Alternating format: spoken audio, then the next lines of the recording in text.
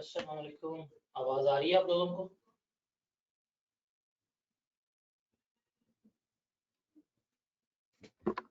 Kindly मुझे clear कर दें, आवाज आ रही है आप लोगों को?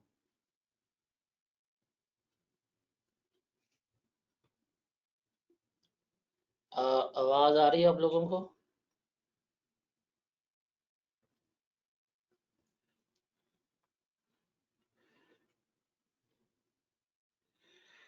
जी जनाब, स्क्रीन क्लियर है आप लोगों को? आज तो बड़े कम बच्चे आए हुए हैं, लगता है बाजे बजाने पहुंचे हुए हैं, डेट्स व्हाई।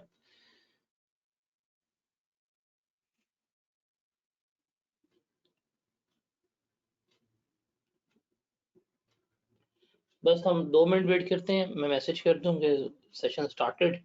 उसके बाद फिर जो है हम इसको कैरी ऑन कर लेते हैं। डन हो गया?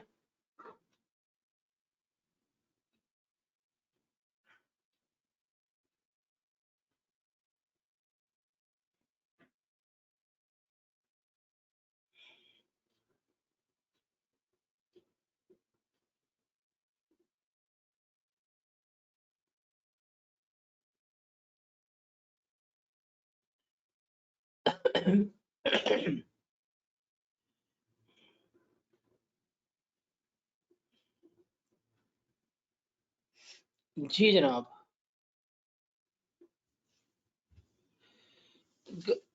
रिटर्न्स में कोई मसला आया किसी को?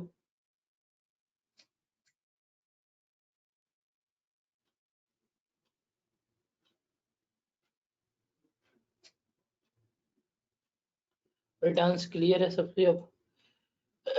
चलने लिए अब हम असेसमेंट की बात करते हैं। असेसमेंट अभी स्टार्ट करते हैं। मैंने कल आपको इम्पोर्टेंट डॉक्यूमेंट जो है वो शेयर कर दिए थे, वही बस कर लो। उसमें जितनी एडजस्टमेंट जो है कुछ मेंशन है तो आपके लिए इनफ होगा, आपका पेपर जो है वो पास हो जाएगा।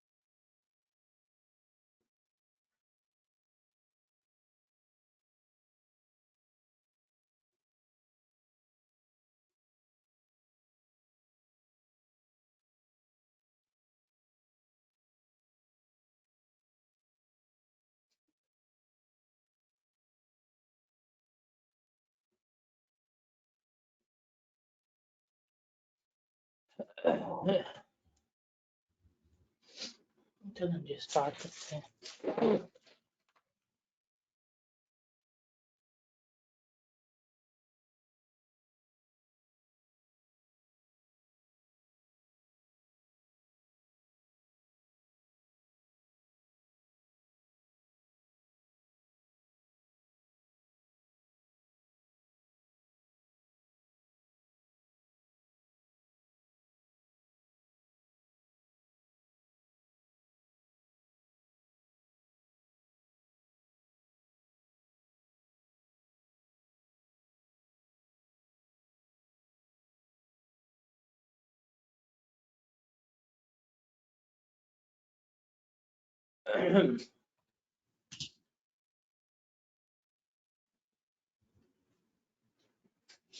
बस मुझे बता दें, स्क्रीन कैमरा सब कुछ क्लियर है?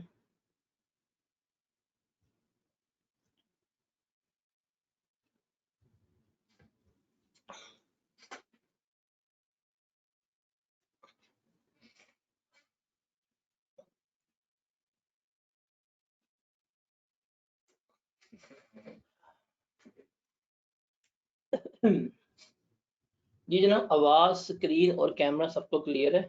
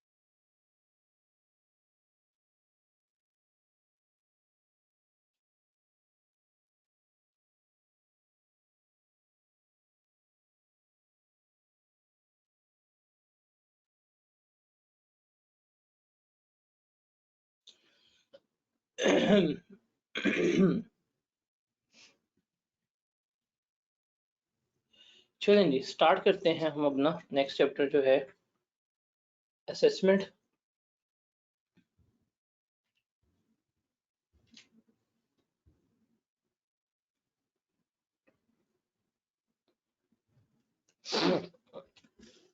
कल हमने बात शुरू की थी और वो बात हमारी स्टार्ट हुई थी रिटर्न्स में से। रिटर्न्स आप सबको क्लियर है? मेरे ख्याल से अब उस रिटर्न्स में कोई किसी किस्म की प्रॉब्लम जो है आप लोगों को नहीं होनी चाहिए। अब हम रिटर्न से आगे चैप्टर स्टार्ट करेंगे, वो असेसमेंट का है और असेसमेंट में ही कोई चीज़ें जो हैं आपकी इम्पोर्टेंट है। फ्रीक्वेंटली अभी लास्ट मिनट में भी असेसमेंट से सवाल आया था, दैट वाज डीम्ड असेसमेंट वाला, डिमांड असेसमेंट वाला आ गया था। तो असेसमेंट में से वो सवाल पेपर में पूछ रहा है और बड़ा फ्रीक्वेंटली एग्ज़ाम जो है वो पूछ रहा है आपसे कि बताएं जी क्या आएगा और क्या नहीं आएगा, वो हमसे पेपर में पूछ रहा होता है। हमने देखना है असेसमेंट क्या है और क्या नहीं। अगर आप असेसमेंट का लफ्ज़ी मतलब तलाश करना चाहें तो वो होता है जी जांच पड़ताल करना, कि ये क्या हो गई है, आपकी जांच पड़ताल जो है वो पूरी हो गई है, इसे हम कहते हैं असेसमेंट। जैसे फॉर एग्जांपल आप आईकैप में जाते हैं और आप अपना एग्ज़ाम फॉर्म जमा करवाते हैं। जब आपने फ़ी देनी होती है तो आप उसमें क्या करते हैं, आप अपनी तमाम डिटेल सबमिट करवाते हैं, तस्वीर लगाते हैं, चालान जमा करवाते हैं। जैसे ही आप सबमिट करते हैं कहता है जी ठीक है जी, your form has been submitted, और आपको उसका नोटिस आ जाएगा कि ठीक है आपकी फ़ीस ये है कि नहीं, और आपको आपका एडमिट कार्ड इश्यू हो जाएगा। वो जैसे ही आप फॉर्म जमा करवा रहे हैं उसके बाद का जो प्रोसेस है वो हमारा क्या कहलाता है, असेसमेंट कहला रहा होता है। कि हमने रिटर्न सबमिट कर दी है, अब उसके बाद के मराहिल जो डिपार्टमेंट में हो रहे हैं हमारे रिटर्न के साथ, वो हमने क्या करने हैं, यहाँ पे डिस्कस आउट करने हैं। तो स्लाइड्स में शेयर कर दूंगा, रिटर्न्स की मैंने शेयर कर दी थी, तो इन स्लाइड्स में जो लिखा हुआ है वो हमने क्या करना है, सिर्फ वही रीड आउट करना है। अब असेसमेंट का मतलब क्या होता है? असेसमेंट का मतलब असेसमेंट है, प्रोविजनल असेसमेंट है, रीअसेसमेंट है, अमेंडेड असेसमेंट है, ये सारी हमारी असेसमेंट ही आती है। अब असेसमेंट का मतलब क्या है कि जो आपने रिटर्न जमा करवाई है रिवाइज रिटर्न के अलावा, जैसे आप सबमिट करवाएंगे तो आपका समझा रहेगा कि आपकी असेसमेंट जो है वो हो गई है, कि आपने जो अपनी इनकम बताई थी वो ठीक है, जो आपने टैक्स बताया था वो भी ठीक है, और इसे हम क्या अज्यूम करेंगे कि हमारी असेसमेंट जो है वो कंप्लीट हो गई है। जैसे आप आई कैप में करते हैं, अब अपना फॉर्म सबमिट करते हैं तो आपको नोटिस ईमेल आ जाती है, ठीक है जी आपका फॉर्म सबमिट हो गया, आपको एडमिट कार्ड आ जाएगा। इसका मतलब क्या है, आपने तमाम जो उनको इन्फॉर्मेशन दी है वो बिल्कुल ठीक थी, उसकी बेसिस के ऊपर वो क्या करेंगे, आपको एडमिट कार्ड वगैरह इशू कर देंगे। तो इसे हम क्या कहते हैं, असेसमेंट कह रहे होते हैं। अब पहला सवाल है, बताएं कंप्लीट रिटर्न किसे कहते हैं। पहला क्वेश्चन है कि बताएं कंप्लीट रिटर्न किसे कहते हैं। तो रिमेंबर रिटर्न कंप्लीट तब होती है, या उसे हम कहते हैं कंप्लीट रिटर्न जो प्रिस्क्राइब फॉर्म में हो, जो हमने देखा था, ड्यूली साइंड हो, मतलब उसके साथ जो भी सिग्नेचर्स या अटैचमेंट्स हैं वो लगी हों, उसमें रिकॉर्ड्स जो कहे थे वो अटैच होने चाहिए, बिजनेस के अकाउंट से कॉपी साथ अटैच हो, पेमेंट का एविडेंस हो, wealth statement, wealth reconciliation statement और फॉरेन इनकम एसेट की स्टेटमेंट लगी हो। अगर ये सारी कंडीशन फुलफिल हो जाए, अगर ये सारी कंडीशन फुलफिल हो जाएं, फिर हम क्या कहते हैं, हमारी असेसमेंट जो है वो क्या हो गई है, कंप्लीट हो गई है। फिर हम क्या कहते हैं, हमारी असेसमेंट कंप्लीट हो गई है, हमारी रिटर्न कंप्लीट है। अगर इसमें से कोई भी चीज़ लैग कर जाए, आपने फॉर एग्जांपल साइन नहीं किए, आपने बैंक स्टेटमेंट नहीं लगाई, या आपने कोई भी इस तरह का काम किया है, या वेल्थ स्टेटमेंट आपकी कंप्लीट नहीं थी, इसका मतलब आपकी वो रिटर्न जो है वो कंप्लीट नहीं, वो इनकम्प्लीट रिटर्न कहलाएगी। अब रिमेंबर यहाँ पे पहला टाइम फ्रेम जो आपने याद रखना है, कि अगर कमिश्नर को लगे कि आपने कोई रिटर्न जमा करवाई है, अगर कमिश्नर को लगे कि आपने कोई रिटर्न सबमिट करवाई है और उसमें कोई किसी किस्म की डेफिशिएंसी थी, उसमें कोई किसी किस्म की प्रॉब्लम वगैरह थी, तो वो क्या करेगा, वो आपको नोटिस इश्यू करेगा विद इन 180 डेज़। क्या देखो, with in 180 days from the end of financial year in which return was furnished to complete the return by the date mentioned in the notice। वो क्या करेगा, आपको 180 दिन के अंदर जो है वो नोटिस इशू कर देगा कि भाईजान आओ और क्या करो, ये आपकी इंफॉर्मेशन मिसिंग थी, ये हमें इंफॉर्मेशन जो है वो क्या कर दो, सबमिट करवा दो। और अगर आप उसके नोटिस का रिस्पॉन्ड नहीं करते, कंप्लायंस नहीं करते, तो ये मेरी क्या कहलाएगी, इनवैलिड रिटर्न कहलाएगी। क्या कहलाएगी, इनवैलिड रिटर्न कहलाएगी। तो सर दो सवाल हैं, एक कंप्लीट रिटर्न क्या होता है और एक इनवैलिड रिटर्न हमारा क्या होता है। ये दोनों सवाल देख लें, ये क्लियर है, समझ आती है।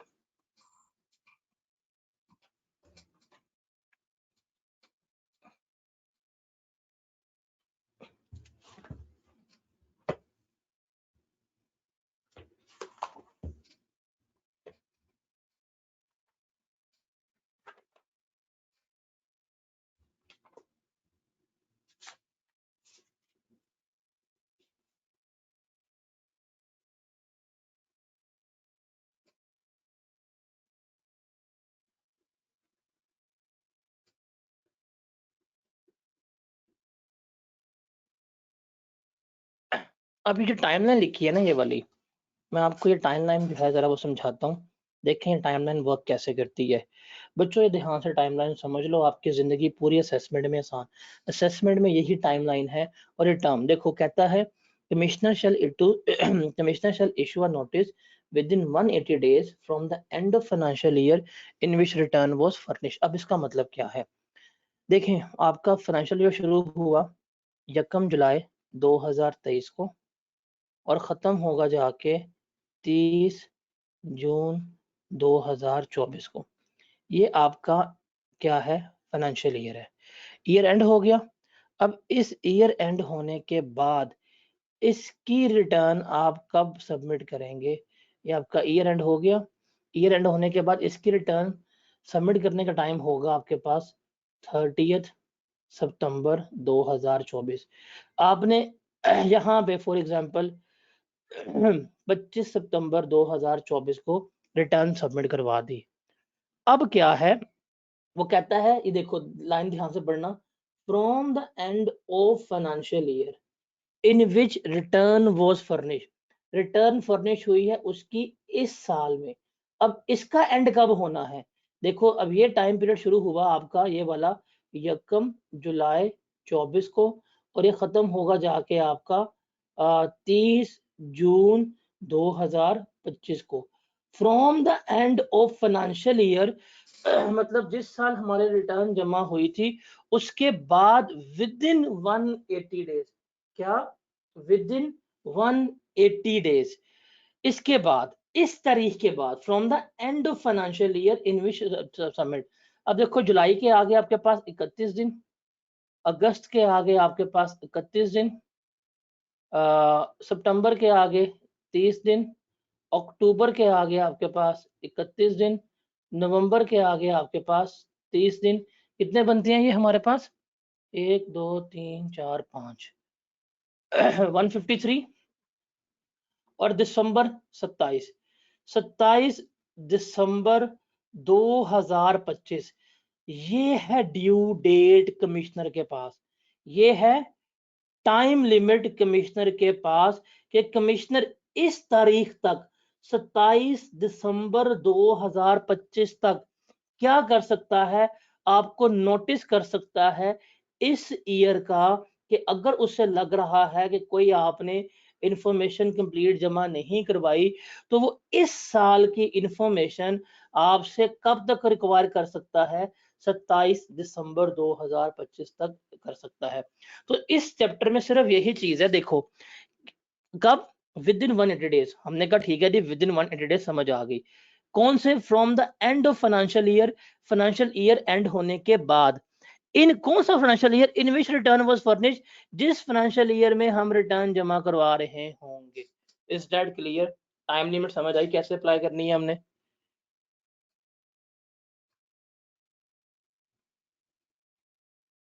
और अगर आप इसकी कंप्लायंस नहीं करोगे तो आपकी रिटर्न जो है वो क्या होगी, इनवैलिड ट्रीट हो रही होगी।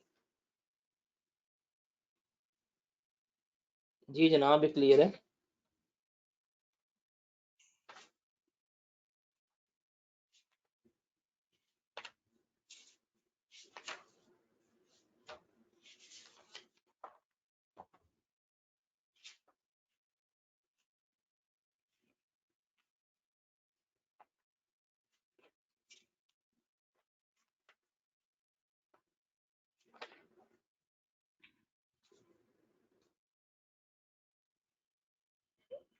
आगे चलते हैं कि अगर जब हम रिटर्न सबमिट करते हैं तो आप रिटर्न जमा कराते हैं, डाटा एंटर करते हैं, तो वो जो हमारा ऑटोमेटेड सिस्टम है इसका, उससे हमारी रिटर्न प्रोसेस होके आती है और वो तमाम इनकम की, तमाम टैक्स की वो क्या कर रही होती है, वहाँ पे ही एडजस्टमेंट्स कर रही होती है। अगर कोई एरर वगैरह है, कोई गलती वगैरह है, तो वहाँ पे ही हम इसकी क्या कर रहे होते हैं, एडजस्टमेंट कर रहे होते हैं। और क्या होता है कि कोई भी मैथमेटिकल एरर है वो सिस्टम प्रोसेस कर लेता है। कोई इनकरेक्ट क्लेम हो गया या कोई इन्फॉर्मेशन मिसिंग है या कोई लॉस जो है डिसअलाउ है या कोई लॉस कैरी फॉरवर्ड नहीं होना, ये सारी एडजस्टमेंट किससे होती हैं, हमारी सिस्टम में से ही हो रही होती हैं। रिमेंबर, ये सिस्टम की एडजस्टमेंट हम तब करते हैं जब हमें नोटिस दिया जाए। मैं आज रिटर्न जमा करा के आता हूँ और मुझे सिस्टम ने कोई नोटिस नहीं दिया कि जी आपने ये टैक्स गलत क्लेम किया है या ये आपका एरर था या ये आपको लॉस जो है डिसअलाउ किया जा रहा है।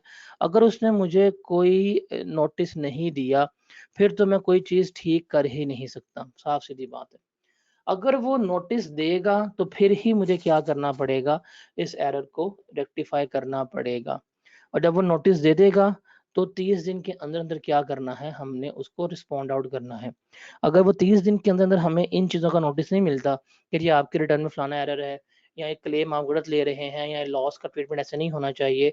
अगर हम 30 दिन के अंदर नोटिस नहीं रिस्पॉन्ड करते, तो फिर वो जो उसने एडजस्टमेंट करनी होगी वो खुद ही एडजस्टमेंट कर देगा। और रिमेंबर, अगर रिटर्न फाइल करने के बाद 6 महीने के अंदर-अंदर हमें इन चीज़ों का नोटिस नहीं आता, तो बाद में इन एरर्स को रेक्टिफाई करने का नोटिस हमें एफबीआर से इश्यू नहीं हो सकता। तो ये वाला पॉइंट जो है ये आपका रीड ओनली है, इसको याद करने की ज़रूरत नहीं है। उसके बाद हम देखते हैं ऑडिट। ऑडिट का मतलब क्या होता है? ऑडिट का मतलब होता है बेसिकली जाँच-पड़ताल। क्या होता है ऑडिट का मतलब? जाँच-पड़ताल करना, वेरीफ़ाई करना चीज़ों को कि भाईजान कैसे चीज़ें चल रही हैं और कैसे नहीं चल रही, उसको देखना। ऑडिट कब होता है? जब शक हो जाए डिपार्टमेंट को कि भाई साहब ने कोई गलत काम किया है या उन्होंने कोई ऐसे कहते हैं 2 नंबरी की हुई है या रेलेवेंट इन्फॉर्मेशन जो है माँगने पे भी प्रोवाइड नहीं की जा रही, फिर क्या होगा, आपका ऑडिट किया जाएगा। ऑडिट का मतलब है फिर आपकी डिटेल इंस्पेक्शन होगी, आपकी हर एक चीज़ चेक होगी, आपकी परचेज़ेज़, आपकी सेल्स, सारा कुछ जो है वो क्या कर रहे होंगे, वो आपसे चेक करवा रहे होंगे। अब जब ऑडिट होता है, ऑडिट का प्रोसीजर क्या है? इस अटेम्प्ट के लिए ऑडिट जो है ये इम्पोर्टेंट है, इसको ज़रा आपको देखना पड़ेगा। अब क्या है कि कमिश्नर जो है वो जब भी उसने ऑडिट करना हो, तो वो प्रीवियस 6 सालों में से किसी भी साल का ऑडिट कर सकता है। मतलब 2024 में है ना, तो प्रीवियस 6 ईयर मतलब 23, 22, 21, 20, 19, 18, वो इन 6 सालों में से किसी भी साल का कोई भी डॉक्यूमेंट मँगवा सकता है कि बताएँ बुक्स लेके आएँ, डॉक्यूमेंट लेके आएँ, हमें इसकी जाँच-पड़ताल करनी है। कमिश्नर हो गया या कोई भी ऑथराइज़्ड ऑफ़िसर हो गया, जब आपका ऑडिट हो रहा होगा, उसको तमाम इलेक्ट्रॉनिक डाटा की, मशीन की, सॉफ्टवेयर की, जो-जो मेंटेन की है, उसकी एक्सेस भी जो है प्रोवाइड करनी पड़ेगी।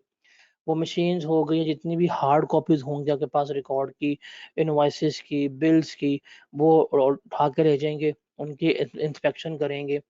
फिर कमिश्नर आपका ऑडिट कंडक्ट करवा सकता है जिसमें आपके अकाउंट्स को एग्जामिन किया जाएगा, आपके रिकॉर्ड्स को एग्जामिन किया जाएगा, आपका रेवेन्यू, एक्सपेंडिचर, एसेट सब कुछ देखा जाएगा ताकि वो अप्रोप्रिएट इन्फॉर्मेशन जो है वो रिकॉर्ड कर लें। अगर ड्यूरिंग ऑडिट उसे किसी भी चीज़ पे शक होगा तो वो कमिश्नर जो इश्यू रेज़ करेगा अपनी रिपोर्ट में, टैक्स पेयर से क्या करेंगे, उसकी एक्सप्लेनेशन लेंगे और टैक्स पेयर की एक्सप्लेनेशन लेने के बाद वो क्या करेंगे, अपनी रिपोर्ट इश्यू करेंगे, भाई हमने इसका ऑडिट किया, हमें ये इसके ऊपर शक पड़ा है। ऑडिट फिजिकली आके भी हो सकता है, ऑडिट जो है कमिश्नर वीडियो लिंक के ज़रिए भी करवा सकता है। रिमेंबर अगर किसी टैक्स पेयर ने रिक्वायर्ड डॉक्यूमेंट जैसे कहा था भाई ये फलाना डॉक्यूमेंट लेके आओ, सेल्स की बुक लेके आओ, परचेज की बुक लेके आओ या फलाना ये इनवॉइस लेके आओ, अगर वो रिक्वायर्ड डॉक्यूमेंट नहीं लेके आता या उसके पास सफिशिएंट एक्सप्लेनेशन नहीं होती, तो कमिश्नर उसका सेक्टोरल बेंचमार्क रेशियो की बेसिस पे क्या करेगा, ऑडिट कर रहा होगा। ये रेशियो वही है जो आपने पढ़ के आती है ना, उन्हीं रेशियोज की बेसिस के ऊपर आपने स्टैंडर्डाइज इंडस्ट्री रेशियो बनाई होती हैं, उसकी बेसिस पे क्या करेंगे आप उसका ऑडिट कर लेंगे। मतलब वो अब अपनी सेल्स नहीं बताता, वो अपनी परचेजेस नहीं बताता, आप देखेंगे ठीक है होटल्स वालों की क्या सेल्स है, क्या परचेजेस है, उसकी बेसिस पे आपने रेशियो बनाई होंगी और आप क्या करेंगे उसका ऑडिट कंडक्ट कर लेंगे। एक सेक्टोरल बेंचमार्क रेशियो जो है वो 2022 स्प्रिंग में पूछा हुआ है। इसका मतलब क्या होता है, ये स्टैंडर्ड बिजनेस रेशियो होती है जो एफबीआर ने बताई होती है, जिसमें कंपैरेटिव केसेस को कंपेयर करके बताया होता है कि भाई फाइनेंशियल रेशियोज ये हैं, जीपी रेशियो ये होनी चाहिए, नेट प्रॉफिट ये होनी चाहिए। मतलब सारे होटल्स को वेरीफाई करते हैं, कहते हैं जी होटल की जीपी रेशियो जो है वो फॉर एग्जांपल 40% होनी चाहिए। तो इसको भी आपके अगर होटल है, आपको भी क्या करेंगे 40% से चेक कर रहे होंगे।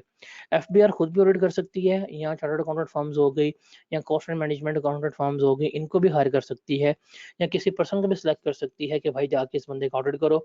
ऑडिट का स्कोप जो है एफबीआर केस टू केस क्या कर रहा होता है, वेरीफाई कर रहा होता है।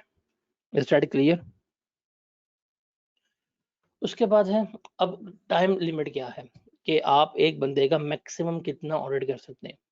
रिमेंबर एक कोई भी ऐसा पर्सन जिसका आपने ऑडिट जो है वो सिलेक्ट किया हुआ है, उसका अगर ऑडिट प्रीवियस ईयर में डन हो गया है, तो आपको दोबारा उसका ऑडिट हो सकता है या नहीं हो सकता? द आंसर इज यस, उसका ऑडिट जो है हो सकता है। उसका ऑडिट हो सकता है। मतलब एक पर्सन है मिस्टर ए, उसका अगर पहले ऑडिट हो गया है प्रीवियस ईयर्स में, तो क्या दोबारा इसका ऑडिट करेंगे? द आंसर इज यस, उसका दोबारा भी हम ऑडिट कर सकते हैं। उसका केस सिलेक्ट करने के लिए हमें कमिश्नर की अप्रूवल नहीं चाहिए कि जी इसका ऑडिट करें या ना करें। हाँ, कमिश्नर जो है वो एफबीआर की अप्रूवल लेगा जब वो इनकम टैक्स ऑडिट कर रहा है उस बंदे का जिसका पिछले 4 साल में ऑडिट हो चुका है। मतलब एक बंदा है मिस्टर ए, अगर मिस्टर ए का पिछले 4 सालों में ऑडिट हुआ था और दोबारा आप उसका ऑडिट करना चाह रहे हैं, तो आपको एफबीआर से परमिशन लेनी पड़ेगी कि भाई हम इसका दोबारा ऑडिट करने जा रहे हैं। एफबीआर अलाउ करेगा, तो फिर ही आप क्या करेंगे उसका ऑडिट जो है वो करवा सकेंगे। उसके बाद है सैप स्पेशल ऑडिट पैनल। इसकी जो फॉर्मेशन है ना कि स्पेशल ऑडिट पैनल में कौन-कौन होगा, ये इम्पोर्टेंट है, ये आपने क्या करनी है, इसे आपने क्रैम करना है, इसको रट्टा मारना है। कि एफबीआर जो है वो ऑडिट पैनल्स बना देती है, जो क्या करते हैं आपका फोरेंसिक ऑडिट कर रहे होते हैं, आपके इनकम टैक्स अफेयर्स सब कुछ चेक कर रहे होते हैं। अब उसमें 2 मेंबर भी हो सकते हैं और 2 से ज़ायद मेंबर भी हो सकते हैं। अब वो मेंबर कौन-कौन होंगे? ऑफिसर ऑफ इनलैंड रेवेन्यू मतलब डिपार्टमेंट का बंदा ये लाज़मी होगा। फर्म ऑफ चार्टर्ड अकाउंटेंट हो सकती है, कॉस्ट एंड मैनेजमेंट अकाउंटेंट्स के बंदे हो सकते हैं या कोई भी फॉरेन एक्सपर्ट या कोई भी स्पेशलिस्ट जिसको एफबीआर कह दे, वो इस स्पेशल ऑडिट पैनल का मेंबर हो सकता है। रिमेंबर ये जो पैनल बनेगा आपका जिसमें 3-4 लोग होंगे, इसका चेयरमैन कौन होगा? हमेशा इनलैंड रेवेन्यू मतलब डिपार्टमेंट का बंदा ही क्या होगा? इसका चेयरमैन होगा। अगर पैनल में से कोई बंदा एब्सेंट होता है ड्यूरिंग ऑडिट, तो चेयरमैन के कहने के ऊपर ऑडिट जो है वो क्या हो सकता है? चल सकता है। इवन अगर चेयरमैन एब्सेंट है फिर ऑडिट नहीं हो सकता। लेकिन चेयरमैन के अलावा ड्यूरिंग ऑडिट कोई बंदा पैनल में से अवेलेबल नहीं है, फिर भी आप क्या कर सकते हैं, आप ऑडिट जो है कंडक्ट करवा सकते हैं। स्कोप ऑफ ऑडिट कौन डिटरमिन करेगा? एफबीआई डिटरमिन करेगा। और अगर कोई मेंबर ऑफिसर इनलैंड रेवेन्यू के अलावा है, तो फिर एफबीआर का और उस पर्सन का एक एग्रीमेंट होगा कॉन्फिडेंशियलिटी का कि जो हम इसका बंदे का ऑडिट कर रहे हैं, इसकी इन्फॉर्मेशन, इसकी बातें आप किसी दूसरे बंदे से शेयर नहीं करेंगे। तो ये है हमारा स्पेशल ऑडिट पैनल। इसका ये इम्पोर्टेंट है कि इसके मेंबर्स कौन-कौन होंगे और इसका चेयरमैन कौन-सा होगा। तो ये 2 पॉइंट जो हैं ये इम्पोर्टेंट है। सिर्फ़ आपको ये दोनों पॉइंट्स जो हैं वो याद रखने हैं। तो ये तो हो गया ऑडिट के भाई हमने रिटर्न जमा करवाई हुई थी।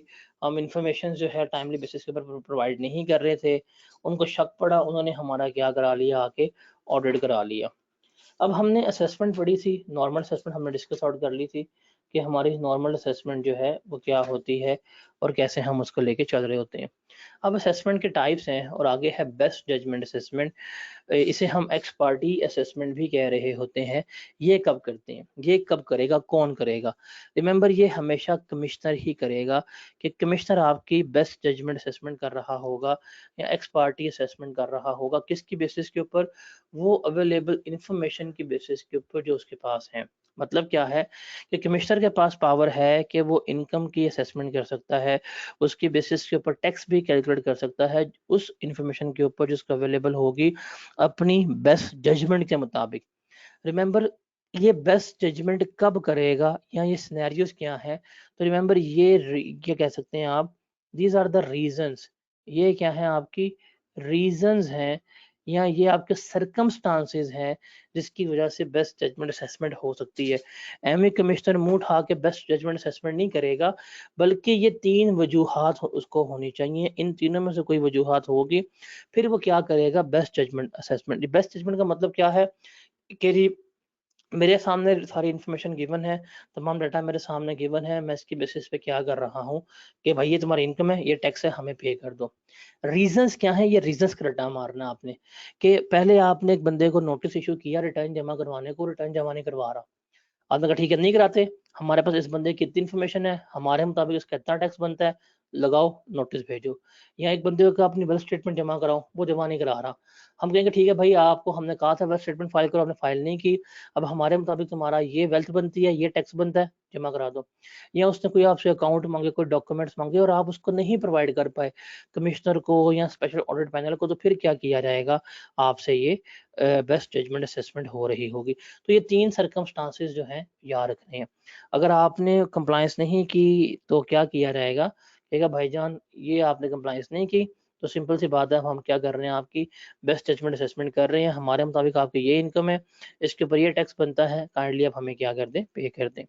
तो वो आपको असेसमेंट ऑर्डर इशू कर देगा। उस असेसमेंट ऑर्डर के ऊपर उस बंदे की टैक्सेबल इनकम भी लिखी होगी, टैक्स कितना बनता है वो भी लिखा होगा, टाइम क्या है, कब तक पे करना है, किस तरह से पे करना है और अपील कहाँ तक करनी है, वो भी क्या होगा? इसके ऊपर मेंशन होगा। ठीक है? तो एक अक्सर सवाल होता है बच्चों का, जी ऑडिट और असेसमेंट में फ़र्क क्या है? भाई ऑडिट तो प्योर जाँच-पड़ताल है, आपकी एक-एक चीज़ खंगाल रहे हैं। असेसमेंट तो आपको बस आपकी इन्फॉर्मेशन उनके पास आई है, उन्होंने उस इन्फॉर्मेशन के ऊपर क्या कर दिया? आपको नोटिस जो है इश्यू कर दी है कि भाईजान ये है और हमें करके दें, या ये चीज़ है, इसकी इन्फॉर्मेशन दें। जब आप उनको जवाब नहीं देंगे, तो वो आपकी बेस्ट जजमेंट असेसमेंट कर देंगे। अब बेस्ट जजमेंट असेसमेंट कब हो सकती है? देखें, कहते हैं the best judgement assessment can be issued within 6 year after the end of tax year to which it relates. Uh, मतलब क्या हुआ कि फॉर एग्जांपल मैंने कोई रिटर्न जमा कराई 2020 में और उस 2020 में कोई इंफॉर्मेशन थी, कोई डॉक्यूमेंट था, वो मैंने सबमिट नहीं किया। तो कमिश्नर के पास टाइम है, जब मैंने रिटर्न जमा करवा दी, इसके बाद नेक्स्ट 6 ईयर्स 21, 22, 23, 24, 25, 26, वो 2026 में भी मुझे नोटिस भेज सकता है कि यार वो जो तुमने 2020 में अपनी रिटर्न जमा करवाई थी ना, उसमें ये डॉक्यूमेंट नहीं था, ज़रा हमें ला के दो। और अगर मैं डॉक्यूमेंट ला के नहीं दूँगा, तो वो मेरी क्या कर देगा? बेस्ट जजमेंट असेसमेंट कर देगा, कहेगा ठीक है, तुमने डॉक्यूमेंट नहीं ला के दिया, हमारे मुताबिक ये तुम्हारी इनकम है, ये टैक्स है, हमें मज़ीद टैक्स पे करो। ठीक है? उसके अलावा ये वाला पॉइंट सेम है जो हमने रिटर्न्स में ही पढ़ा था कि अगर किसी बंदे ने पिछले 5 सालों में रिटर्न जमा नहीं करवाई हुई, तो कमिश्नर के पास पावर है कि वो पिछले 10 सालों में से किसी भी चीज़ का आपसे क्या कर सकता है? रिटर्न के बारे में डिमांड कर सकता है। लेकिन जब वो आपको ये बेस्ट जजमेंट का ऑर्डर देगा, तो रिमेंबर 2 साल के अंदर-अंदर उसने इस ऑर्डर को पास भी करना होगा। अगर कभी भी बेस्ट जजमेंट हो रही है, नोटिस इश्यू हो गया, तो 2 सालों में आपने क्या करना है? उसको टेकअप भी करना होता है। तो ये हमारी बेस्ट जजमेंट असेसमेंट है। उसके बाद है अमेंडमेंट ऑफ असेसमेंट। इस चैप्टर का सबसे इम्पोर्टेंट एरिया जो है हमारा अमेंडमेंट ऑफ असेसमेंट है। क्या है? अमेंडमेंट ऑफ असेसमेंट सबसे इम्पोर्टेंट है। अब अमेंडमेंट ऑफ असेसमेंट का मतलब क्या है? रीओपनिंग ऑफ असेसमेंट या एडिशनल असेसमेंट या फर्दर असेसमेंट या री अमेंडमेंट, ये सारा कुछ जो है वो हमारा किस में आ रहा होता है, हमारा अमेंडमेंट ऑफ असेसमेंट में आ रहा होता है। अब अमेंडमेंट ऑफ असेसमेंट मतलब क्या मतलब है कि हमने रिटर्न जमा कराई, उसने कहा ठीक है जी हमने आपकी रिटर्न मान ली। बाद में उसको लगा पता कि यार नहीं, इसने क्या किया है, इसने तो गलत किया है। अब हम क्या करेगा, जो उसने ओरिजिनल ऑर्डर इशू किया था उसमें क्या करेगा, वो चेंजेस कर रहा होगा। तो इसे हम क्या कहते हैं, अमेंडमेंट ऑफ असेसमेंट कह रहे होते हैं। जैसे for example, just take an example, 2023 में टैक्स ईयर 2023 की बात कर रहा हूँ। मिस्टर ए अपनी इनकम डिक्लेयर कर देता है फॉर एग्जांपल 1 मिलियन की, और उसके ऊपर टैक्स जो है वो पे कर देता है 10,000 का। जैसे ही वो अपनी रिटर्न जमा करवाएगा, ये रिटर्न है, ये टैक्स पे हुआ, जैसे ही वो अपनी रिटर्न सबमिट करवाएगा तो कमिश्नर साथ ही क्या करेगा, उसको असेसमेंट ऑर्डर इशू कर देगा कि ठीक है आपने रिटर्न जमा करवा दी, हमने मान ली, ये सारी आपकी इनकम ठीक है। लेटर ऑन 2025 में इनको लगता है, सिस्टम को पता कि यार इस बंदे ने जो 2023 में अपनी इनकम जमा कराई थी, इसने अपनी इनकम सारी की सारी जो है वो बिजनेस में डाल दी हुई थी। लेकिन आपको लगा पता कि इसकी इनकम 6 लाख बिजनेस की होनी चाहिए और 4 लाख क्या होनी चाहिए, अदर सोर्स में होनी चाहिए। ये 25 को लगा पता। अब आप क्या करेंगे, इसको नोटिस भेजेंगे, जब ये ठीक कर देगा तो फिर आप क्या करेंगे, ये जो आपने ओरिजिनल असेसमेंट ऑर्डर दिया था, इसे कहते हैं ओरिजिनल असेसमेंट ऑर्डर, कि जब उस बंदे ने अपनी असल रिटर्न जमा करवाई थी, आपने कहा था हाँ जी ठीक है, हमने मान लिया आपकी इनकम 1 मिलियन है, टैक्स 10,000 है। अब आप इसको क्या करेंगे, चेंज करेंगे। अब कहेंगे ठीक है, इसमें से 6 लाख तुम्हारी बिजनेस में है और 4 लाख अदर सोर्स में, तो इसे हम कहते हैं रीअसेसमेंट, कि आपने अपने ही ऑर्डर को जो पहले दिया था, आपने पहले उसकी हाँ में हाँ मिलाई थी, अब आप उसे क्या कर रहे हैं, चेंज कर रहे हैं, अब आप उसे तब्दील कर रहे हैं। इसे हम क्या कहते हैं, अमेंडमेंट ऑफ असेसमेंट कह रहे होते हैं। इसे हम क्या कहते हैं, अमेंडमेंट ऑफ असेसमेंट जो है वो कह रहे होते हैं। अब कमिश्नर के पास ना पावर है कि वो किसी भी असेसमेंट ऑर्डर को जो उसने खुद इशू किया है उसमें अल्टरेशन कर सकता है, उसमें चेंजेस कर सकता है और इंश्योर कर सकता है कि भाई करेक्ट टैक्सेबल अमाउंट जो है वो जमा हो। अब सवाल है कि असेसमेंट कब तक आप उसको अमेंड कर सकते हैं, तो रिमेंबर 5 साल तक आप क्या कर सकते हैं, उसको अमेंड कर सकते हैं। क्या कर सकते हैं आप उसको, 5 साल तक आप उसे अमेंड कर सकते हैं। विद इन 5 ईयर आप क्या कर सकते हैं, अमेंडमेंट जो है वो करवा सकते हैं। और उसके अलावा फर्दर अमेंडमेंट भी हो सकती हैं। फर्दर अमेंडमेंट के लिए हम देखते हैं क्या है और क्या नहीं है। अब इसको समझने के लिए ना हम एक टाइमलाइन जो है वो ड्रॉ करते हैं और हम इस टाइमलाइन से इसको समझते हैं। फॉर एग्जांपल मेरे पास है जी 2018, ये है 2018, और 2018 में मैंने सारा कारोबार किया, और 2018 में कारोबार करके मैंने क्या किया, 2018 की जब रिटर्न जमा करवाई वो सबमिट हुई 2019 में। हम अभी पढ़ के आए हैं कि ये ईयर एंड हुआ था हमारे पास 30 जून 18 पे, और यहाँ पे हमारी रिटर्न सबमिट हुई है जाके, अल्लाह भला करे, 30 सितंबर 19 पे। तो 2019 में हमने रिटर्न जमा कराई। तो जैसे ही रिटर्न जमा हुई हमने तुम्हारी अपनी इंफॉर्मेशन दी, हम रिटर्न सबमिट करेंगे, वहां पे साथ ही कमिश्नर जो है अपना हमारा ओरिजिनल असेसमेंट ऑर्डर इशू कर देगा। ये रिटर्न सबमिट हुई, कमिश्नर ने ऑर्डर दे दिया, ठीक है जी जो आपने क्या किया है, रिटर्न जमा कराई है, मैं आपको मान लेता हूँ, ये सारा कुछ जो है वो क्या है, ठीक है, इसमें कोई गलती वगैरह नहीं है। ये जब आप रिटर्न जमा करवाएंगे उसी दिन ओरिजिनल असेसमेंट ऑर्डर इशू हो गया। अब बाद में लगता है कमिश्नर को, यार इसने जो हमें इनकम बताई थी इसमें गलती थी, या मिस क्लासिफिकेशन हो गई है इनकम की, या एक्सपेंसेस ठीक नहीं थे, या वेल स्टेटमेंट, अब सारा कुछ चेंज हो गया। अब आपने, कमिश्नर ने इस ओरिजिनल असेसमेंट ऑर्डर को चेंज करना है, तो कब करेगा? With in 5 years from the end of financial year in which commissioner has issued or treated to have issued the original assessment order।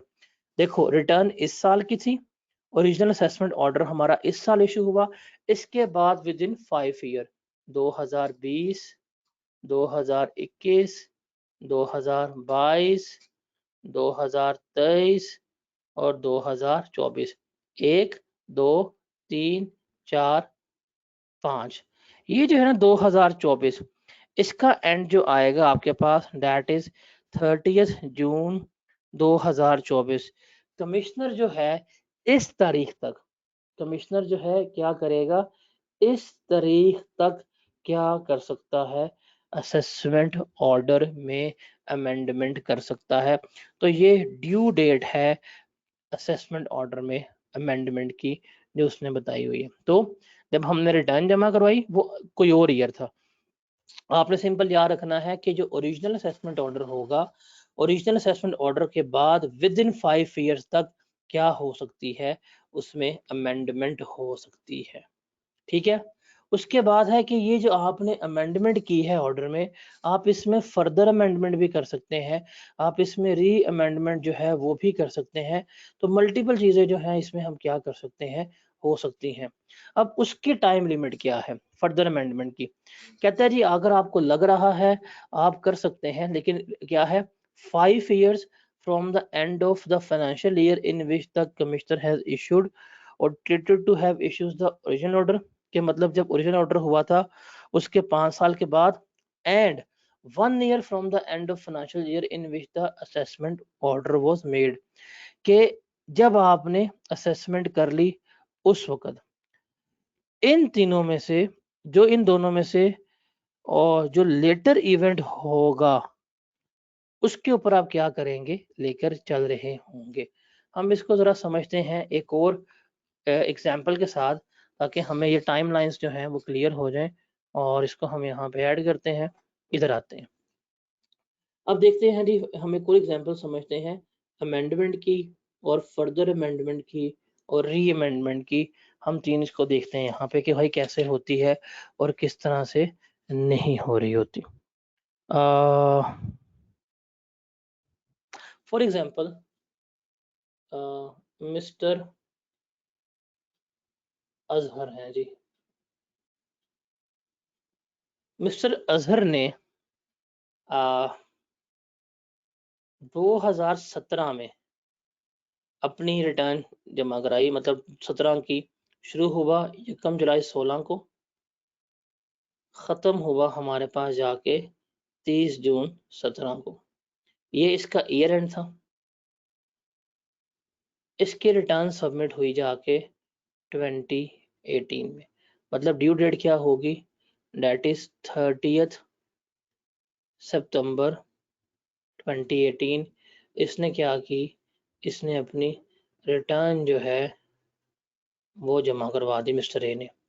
जैसे ही उसने रिटर्न जमा करवाई, रिटर्न सबमिट हुआ, कमिश्नर ने जो है वो इसको ओरिजिनल असेसमेंट ऑर्डर जो है इशू कर दिया कि भाईजान आपने अपनी रिटर्न जमा करवा दी है, तो ये हम आपके रिटर्न को मानते हैं, जो आपने अपनी इनकम बताई है वो इनकम भी ठीक है और आपका टैक्स भी ठीक है। फॉर एग्जांपल, इसने अपनी इनकम फ्रॉम प्रॉपर्टी सिर्फ डिक्लेयर की हुई थी, और इसकी इनकम फ्रॉम प्रॉपर्टी जो है वो कितनी थी, 15 लाख की थी।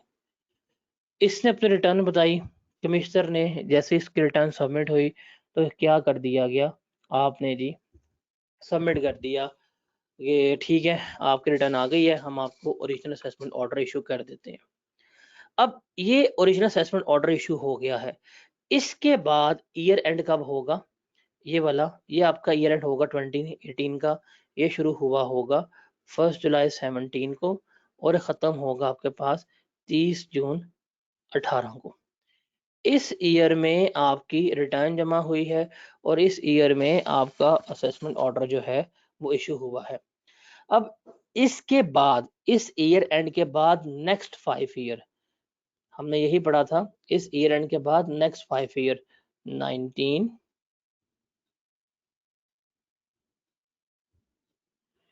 20, 21, 22 और 23। 1, 2, 3, 4, 5 मतलब आया 30 जून 2023। ये है टाइम लिमिट कि कमिश्नर के पास पावर है वो अपने इस ओरिजिनल असेसमेंट ऑर्डर को इस डेट तक क्या कर सकता है, अमेंड कर सकता है या इसमें अमेंडमेंट जो है करवा सकता है। कब तक? 30 जून 2023 तक। फॉर एग्जाम्पल कमिश्नर को लगा पता जाके, you can assume that commissioner को लगा पता जाके 2022 में, कब लगा पता जाके कमिश्नर को 2022 में, कि यार जो हमने इसको ओरिजिनल असेसमेंट ऑर्डर दिया था उसमें तो तब्दीली करनी पड़ेगी। फॉर एग्जांपल वो इशू करता है नोटिस इसको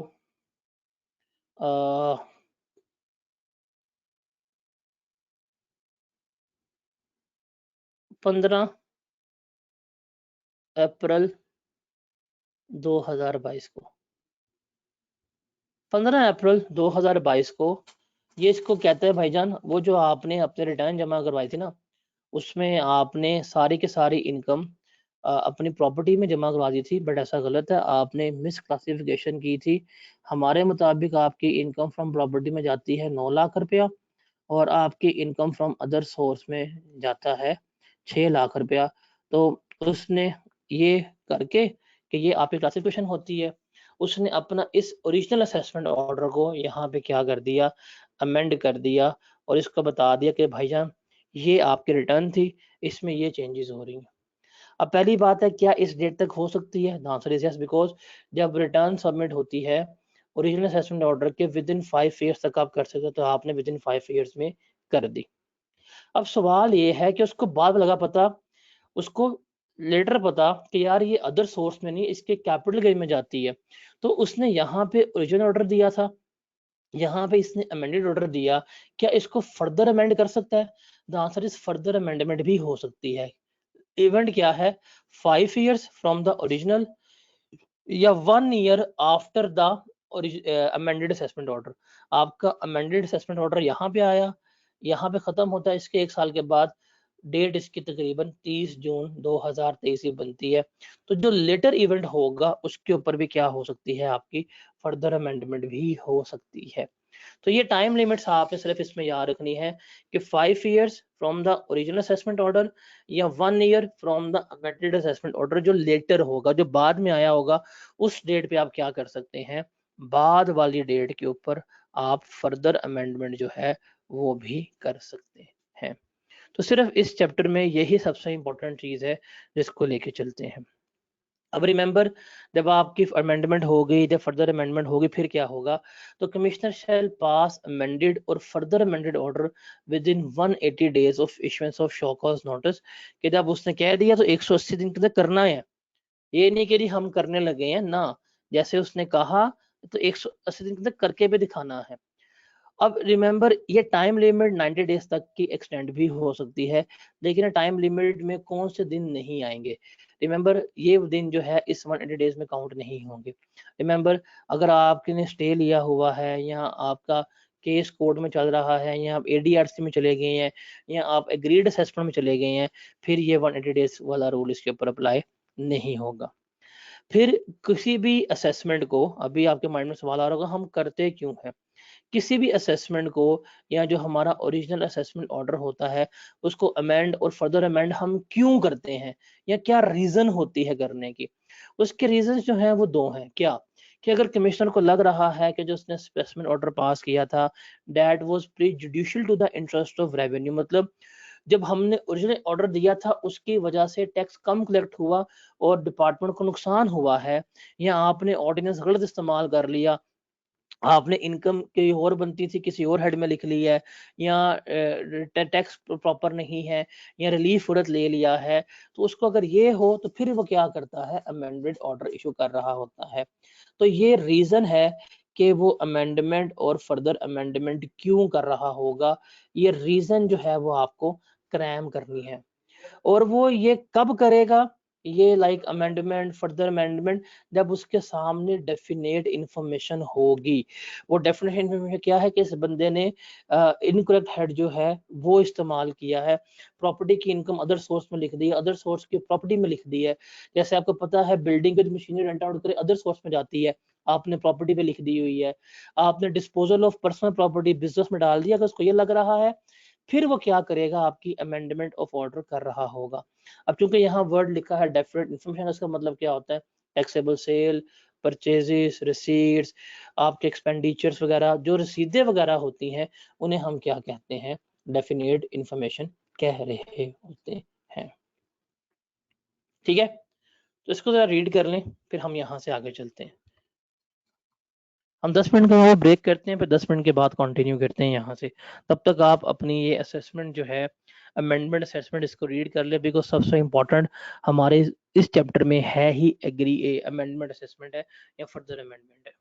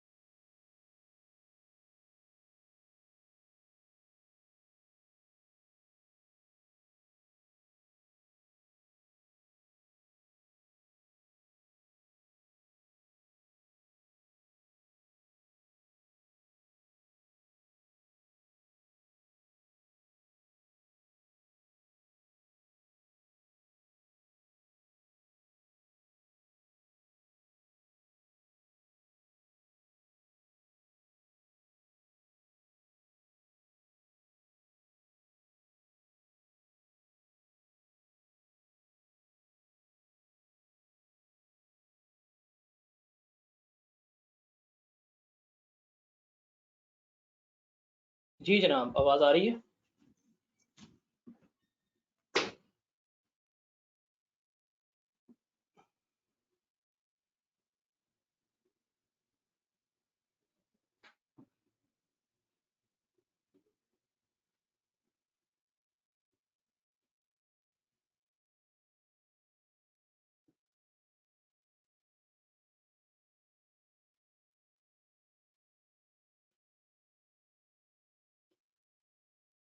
आवाज आ रही है?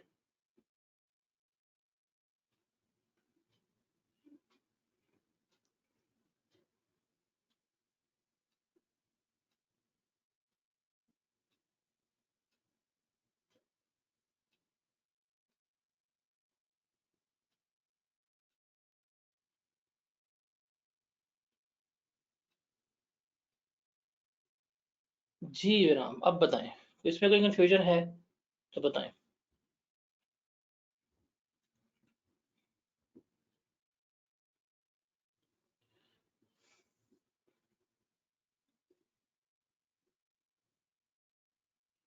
एक ना अक्सर कंफ्यूजन बच्चों के माइंड में रहती है और वो मेजॉरिटी बच्चों के माइंड में रहती है कि बेस्ट जजमेंट कब होगी और अमेंडमेंट ऑफ असेसमेंट कब होगी। वो अक्सर कंफ्यूज रहते हैं, अक्सर कंफ्यूज रहते हैं।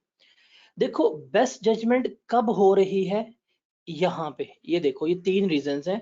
क्या कि आपको डिपार्टमेंट ने कहा कि भाईजान ये इंफॉर्मेशन सबमिट करवा दो और आप उन्हें वो इंफॉर्मेशन सबमिट नहीं करवा पाते। वो कहते हैं डॉक्यूमेंट लेके आओ, आप नहीं लेके आ पाते। कहते हैं रिटर्न जमा करो, आप नहीं करवा पाते। कहते हैं ये रिकॉर्ड ला दो। अब जब जब आप वो आपसे कोई चीज मांग रहे हैं, जब वो आपसे कोई चीज मांग रहे हैं और आप उनको वो चीज प्रोवाइड नहीं कर पा रहे, फिर वो क्या होगी, आपकी बेस्ट जजमेंट असेसमेंट होगी। अमेंडमेंट ऑफ असेसमेंट कब होती है या री अमेंडमेंट या फर्दर अमेंडमेंट कब होती है? देखें, कब, जब आपने इनकम को मिसक्लासिफाई कर दिया है, प्रॉपर्टी की इनकम अदर सोर्स में, कैपिटल की गेन प्रॉपर्टी ने लिख दिया है, या पेमेंट जो है आपने गलत कर दिया है, या गलत रिलीफ ले लिया है, या गलत रिफंड ले लिया है, फिर क्या होगी, अमेंडमेंट ऑफ असेसमेंट या फर्दर अमेंडमेंट या री अमेंडमेंट हो रही होगी। तो बेस्ट जजमेंट कब है? जब आपसे चीजें कहा गया है प्रोवाइड करो, नहीं की, तो बेस्ट जजमेंट असेसमेंट है, वो कमिश्नर खुद कर देगा। तो यहाँ पे जब आपने इनकम मिसक्लासिफाई कर दी है, फिर आपकी ये अमेंडमेंट ऑफ असेसमेंट हो रही होती है। Is that clear? और इसमें फिर याद रखनी है कि जब हम ओरिजिनल रिटर्न जमा करवाएंगे तो ओरिजिनल असेसमेंट ऑर्डर, उसके बाद 5 सालों में हमारी क्या हो सकती है, अमेंडमेंट हो सकती है। तो उसका जो ऑर्डर आएगा वो अमेंडेड असेसमेंट ऑर्डर आ रहा होगा और फर्दर अमेंडमेंट आफ्टर दैट लेके चल रहे होंगे। क्लियर है? अब आगे है एग्रीड असेसमेंट। ये अभी पेपर में रिसेंट टेस्ट भी हुआ है। एग्रीड असेसमेंट क्या है, इसको देखते हैं। देखिए, कमिश्नर ने आपको नोटिस दिया, आपने कहा यार बहस में पढ़ना नहीं है, उसने हमें नोटिस दे दिया है, अगर पंगा पड़ गया तो आपको डर लग रहा है कि यार जो बंदा कहता है ना, हम उसकी क्या कर लेते हैं, बात मान लेते हैं। मतलब यहाँ पे हो क्या रहा है कि आपको ना शो कॉज नोटिस मिला है और आपको शक पड़ रहा है उस बंदे के ऊपर कि यार क्या करें, पे कर दें कि केस को लंबा ड्रैग करना। जब आपको इस तरह के डाउट्स हैं तो फिर क्या करेंगे, आप चले जाते हैं एग्रीड असेसमेंट के लिए।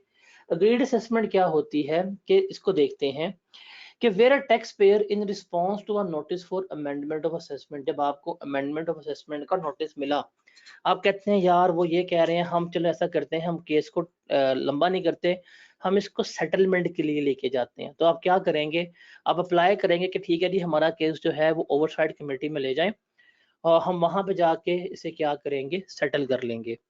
आपने जो कहा हम अपनी बात बताएंगे और इसे क्या कर लेंगे, सेटल कर लेंगे। तो आप अपना केस कहाँ पे लेके जा रहे हैं, असेसमेंट ओवरसाइट कमेटी में। अब कमेटी के पास जब चले जाएंगे तो कमेटी आपका भी रिकॉर्ड लेके आएगा, मंगवाएगा, आपको opportunity of being heard provide करेगा। उसके बाद जो ओरिजिनल ऑर्डर होगा उसको एक्सेप्ट भी कर लेगा, मॉडिफाई भी कर लेगा, दोनों को सुन के, मतलब बीच का रास्ता निकालेगा, आपको भी और डिपार्टमेंट को भी सुन के।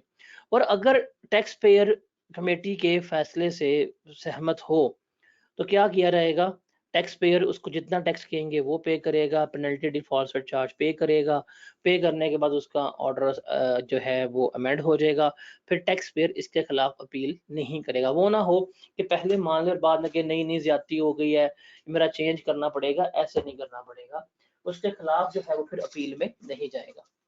अच्छा, आपका केस गया होगा ओवरसाइड कमेटी में, और वो कमेटी जो है वो कंसेंसस पे नहीं पहुंच पाती, वो किसी नतीजे पे नहीं आ पाती कि यार क्या करना है क्या नहीं करना। तो क्या करेंगे, कहेंगे सॉरी सर हम आपके केस का फैसला नहीं कर पाए, तो वापस केस जो है किसको रेफर कर देंगे, वो कमिश्नर को भेज देंगे कि ठीक है आप खुद ही इसकी अमेंडमेंट असेसमेंट जो है वो करें।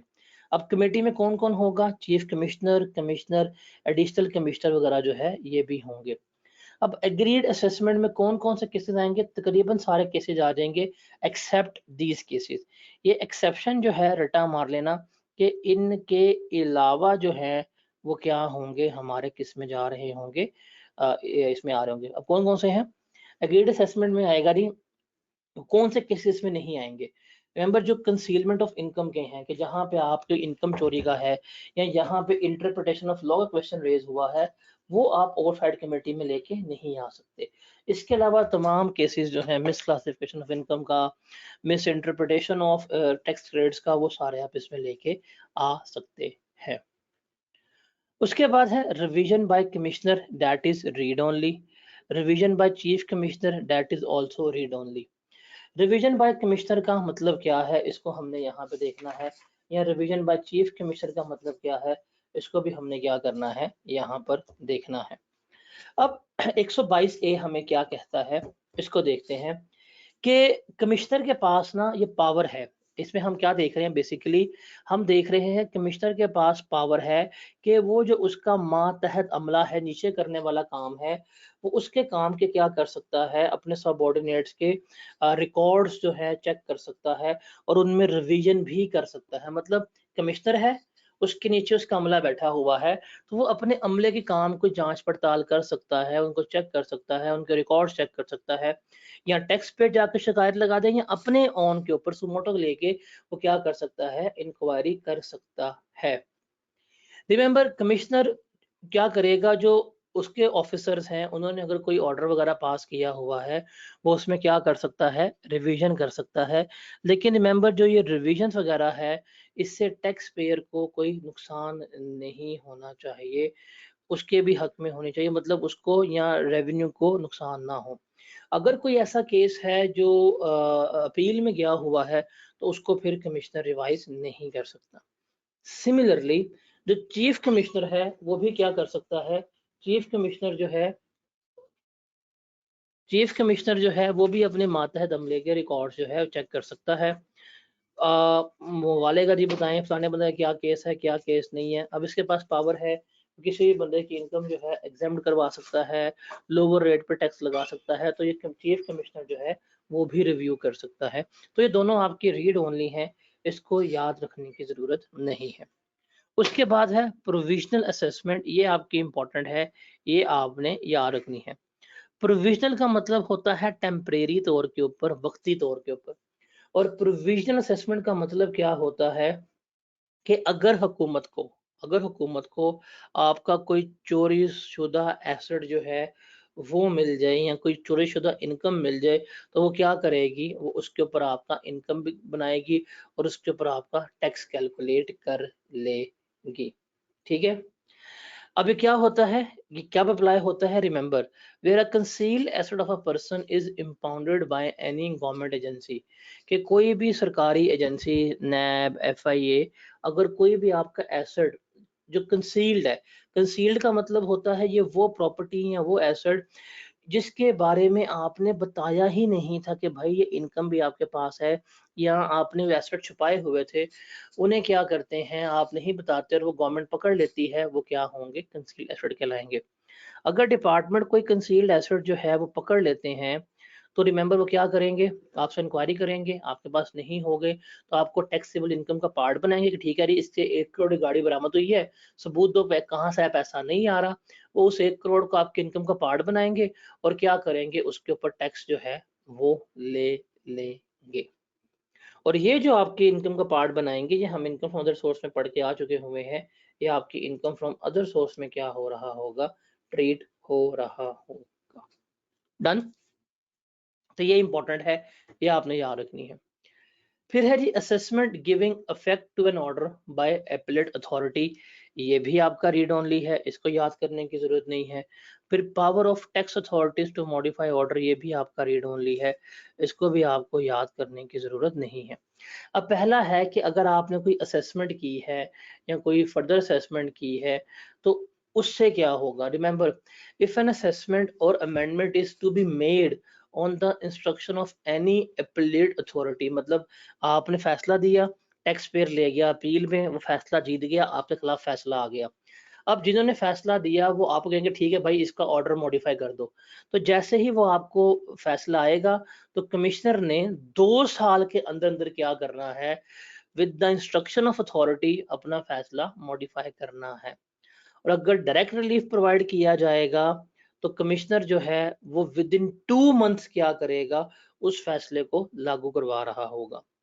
फिर अगला है पावर ऑफ टैक्स अथॉरिटीज, कि अगर जहां पे क्वेश्चन ऑफ लॉ रेज हो जाए, for example question of law का मतलब है कि ये इनकम जो है वो इसका पार्ट बनती है कि नहीं बनती। जैसे फॉर एग्जांपल कल को क्वेश्चन ऑफ लॉ आ जाए कि क्रिप्टो की इनकम कहाँ जाएगी, अदर सोर्स में कि बिजनेस में, क्वेश्चन ऑफ लॉ है ये।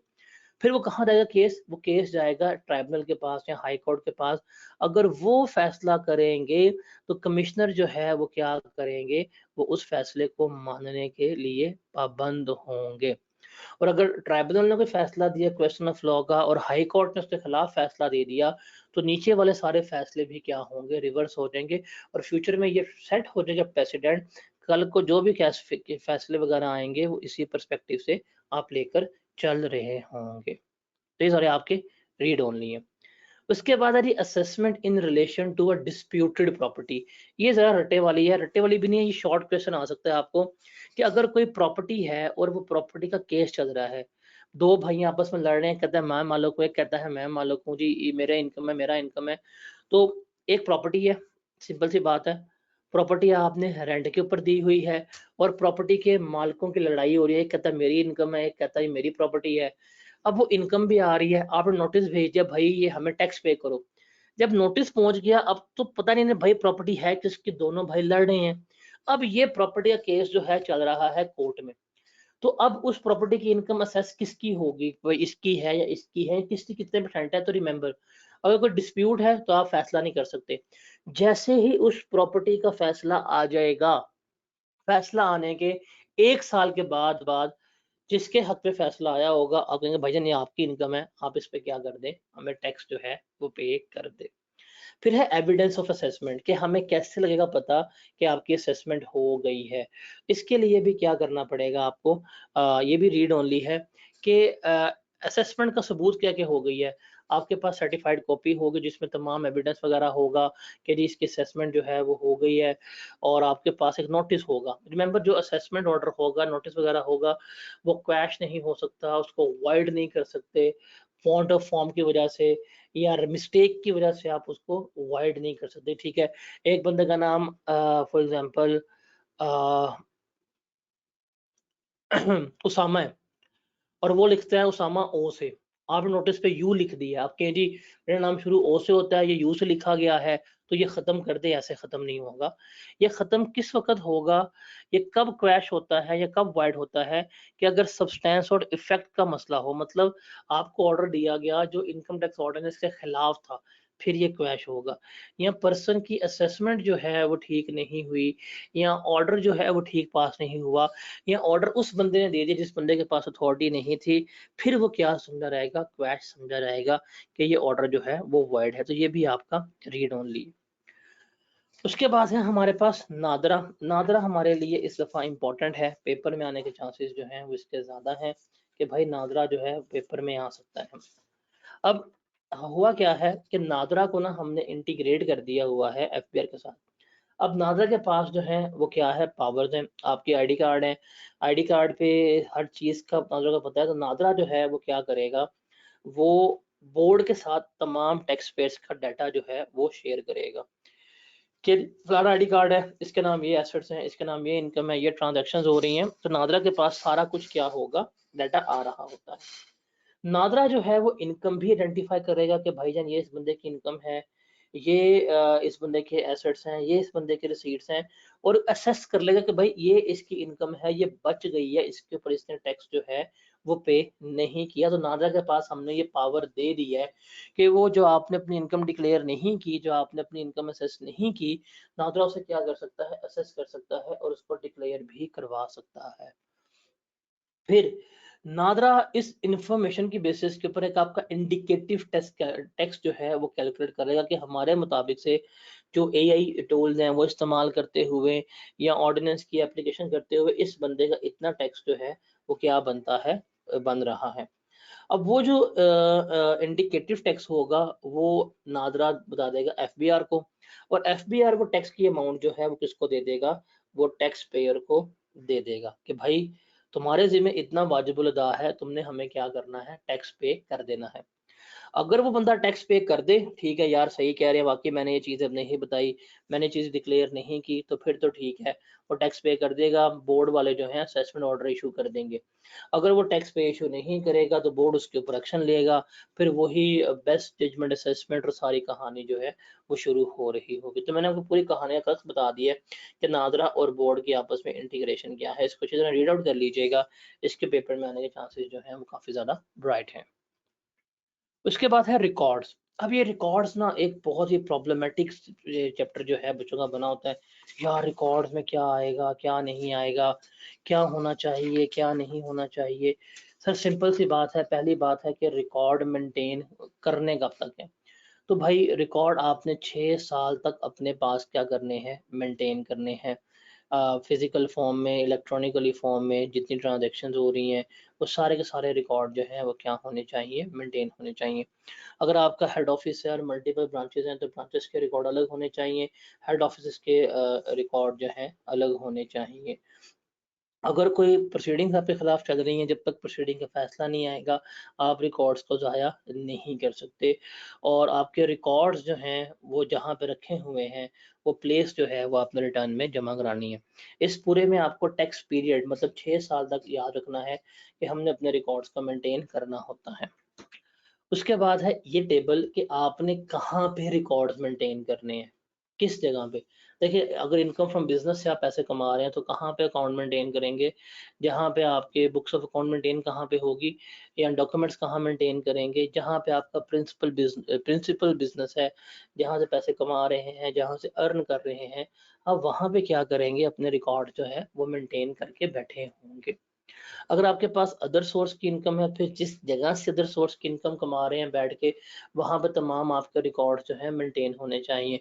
अगर इनके अलावा कोई इनकम कमा रहे हो तो रिमेंबर उसके लिए क्लियर पॉलिसी है कि आप अपने रिटर्न में अपना प्लेस ऑफ एड्रेस बता देंगे कि मैं यहाँ पे अपना रिकॉर्ड मेंटेन करके बैठा हुआ हूँ, तो वहाँ पे आपने अपने रिकॉर्ड मेंटेन करने हैं। अब सवाल ये है कि भाई आपको रिकॉर्ड मेंटेन करने कौन-कौन से हैं और किन-किन चीज़ों के लिए कौन-कौन सा रिकॉर्ड चाहिए। अब आप बुक में जाएँगे ना, तो बुक में आपको ना बड़े ज़्यादा लिस्ट गिवन होगी रिकॉर्ड्स की कि यार ये भी याद करना है, ये भी याद करना है, ये भी याद रखना है।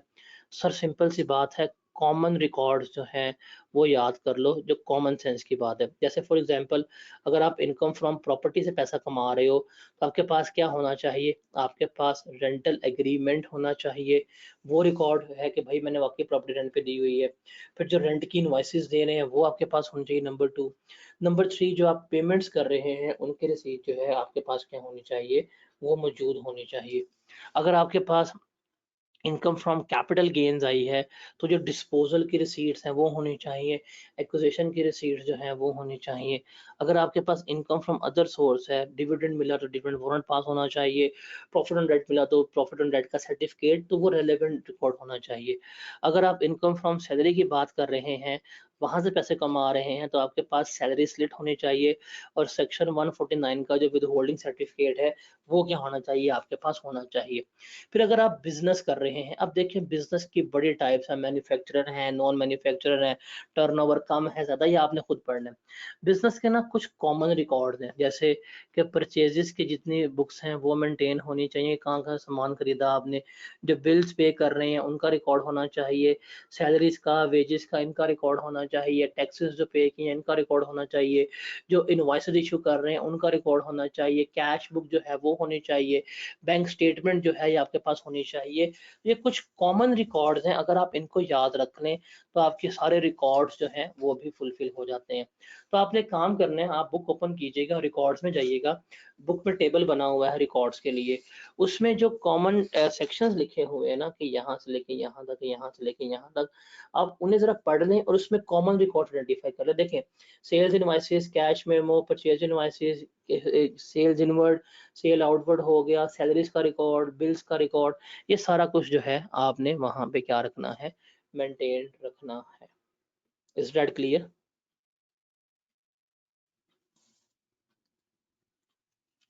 तो इसमें आपको याद करने की ज़रूरत नहीं है। यहाँ पे हमारा असेसमेंट का चैप्टर जो है वो भी कंप्लीट होता। ठीक है जी, तो असेसमेंट मुश्किल है। अब मैं आपके साथ स्लाइड शेयर करूंगा, आप लोगों ने सिर्फ ये स्लाइड से ही इसको तैयार करना है, स्लाइड्स के अलावा आपको कहीं और जाने की ज़रूरत नहीं है। जी जनाब, ये क्लियर है?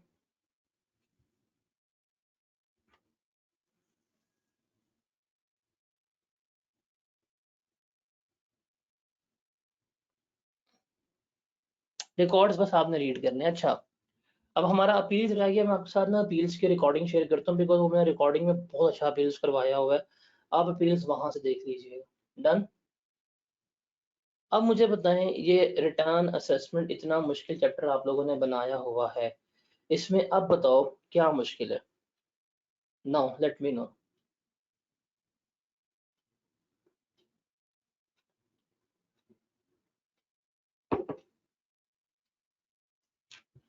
मेरे ख्याल से एक हमारे यहाँ पे बच्चा नजर आ रहा है, तो फेरा, मेरे ख्याल से आपको जरा प्रॉब्लम थी इन चैप्टर्स में, अब आप बताएं क्या मुश्किल है? तो 2-3 दफा मुझे कहा था कि याद नहीं होते और ऐसे वैसे रेगुलर क्लास में, बताएं क्या मुश्किल है इन चैप्टर्स में?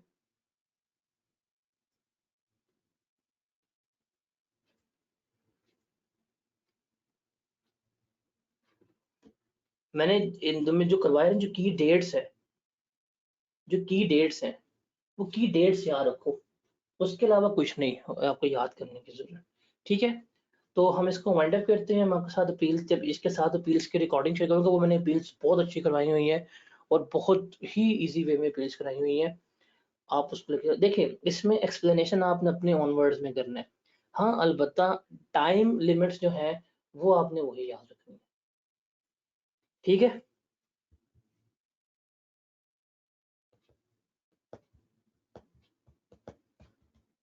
ठीक है जी, इंशाल्लाह मिलते हैं कल। कल मैं आपको ना ZNMD, जो जिंदगी ना मिलेगी दोबारा वाला डॉक्यूमेंट है, कल उसकी एडजस्टमेंट सारी करवाता हूँ थ्योरेटिकल पर्सपेक्टिव पे, उसके बाद फिर हम पास पेपर जो है वो सॉल्व कर रहे होंगे। आपने पेपर पास करना है, उस ZNMD को घोल के पी लो, का पेपर पास हो जाएगा इंशाल्लाह।